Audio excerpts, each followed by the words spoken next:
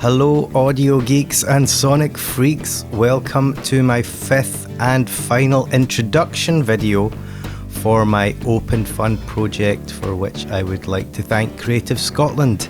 After this video I will definitely be moving into the ins and outs of how I produce music, and I wanted to take just a little bit of time to explain to you how I finally managed to remove digital interference completely from my system.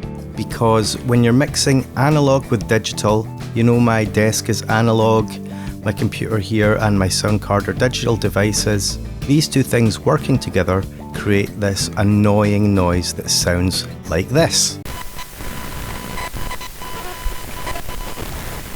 This is something I've just been living with for quite a few years now, but when I started doing screen recording for this project, it became unbearable because you can't have this noise going on in the background while music is playing and I'm explaining to you some maybe subtle changes that I'm making to EQ or effects. That interference is just going to interfere when you're listening.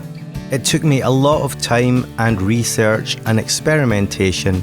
I was reading up on forums and watching YouTube instructional videos to get some tips and see if I could find a way to cut it out. But nothing I looked at gave me a solution that was working for me. So if you're experiencing the same kind of issues and you want to sort it out, and you've done what I've done and it's still not working, maybe this will be the video for you.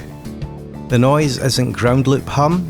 Other suggestions that were given to me were balanced cables, changing the IEC, that's the power cables that connect my desk and my computer to the electrical socket, changing the firewire cable that connects my sound card to the PC to a much more shielded, very expensive cable from Granite Digital.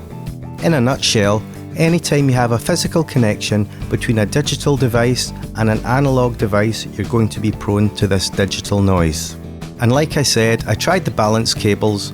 That seemed to be the most popular solution to solving the issue online, but it didn't work for me. In the end, after lots and lots of hours, climbing in behind my equipment, changing cables, trying different routing options, I found that the only thing that was eliminating this noise was the Samson MCD2 Pro stereo passive PC direct box. That's a bit of a mouthful, but as far as I understand, it's essentially similar to a DI box, similar to a hum eliminator as well, but the difference is that the transformers inside of it are tweaked to deal with this digital interference that seems to have peaks around the 1K, 2K, 3K, 4K, 5K, etc. ranges exactly on 1000 Hz and 2000 Hz were the loudest spikes of this noise, but it was right across the audio spectrum. These boxes give you two channels for your unbalanced line inputs, whether you're using a 1/4" jack or an RCA connector, and on the back it gives you the balanced outputs. I got these from Bax Music, and I ended up having to get 6 of these units for all the connections between my PC and my Analogue Mixing Desk. And now I can run you through my final routing setup that I use when I'm doing screen recording. So as you can see from this table on the left, I have 2 columns that eventually merge into one towards the bottom, and I'll start on the left here with my microphone.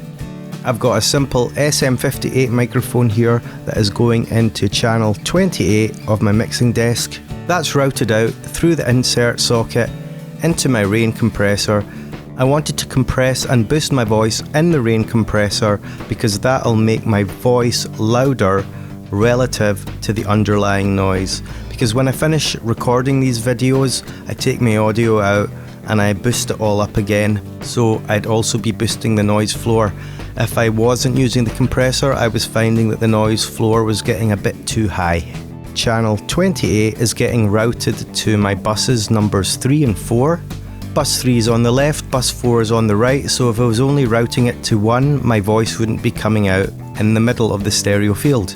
On the right column, if I were running Cubase at the moment, the music from there gets sent to my Motu 24IO sound card and is outputted from channels 1 and 2 And I've color coded my cables on this diagram because I've got more routing diagrams, and there's so many cables in behind my desk that I decided to get cables of all different sorts of colors in case at any time in the future I need to change things around. I can just find things much more easily.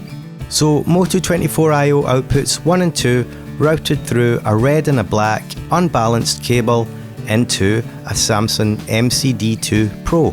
From there I have my balanced XLR cables out, a blue one and a red one, not that it's important, I'm just reading off the diagram here, and it's going into my mixing desk on channels 17 and 18.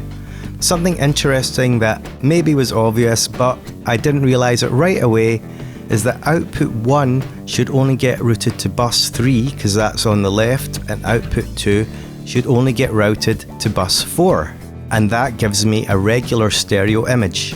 On the back of my mixing desk I have balanced XLR outputs from my buses, but the Samson MCD2 Pro does not accept a balanced signal without a few problems. So those cables coming out of my buses are balanced XLR to unbalanced 1/4 inch cables, because those are going into another Samson MCD2 Pro. And from there it's just a simple matter of having a Y cable, which is 2 balanced XLR female and mono cables that combine into a stereo 3.5mm mini jack at the other end, and that gets plugged back into my motherboard's sound card.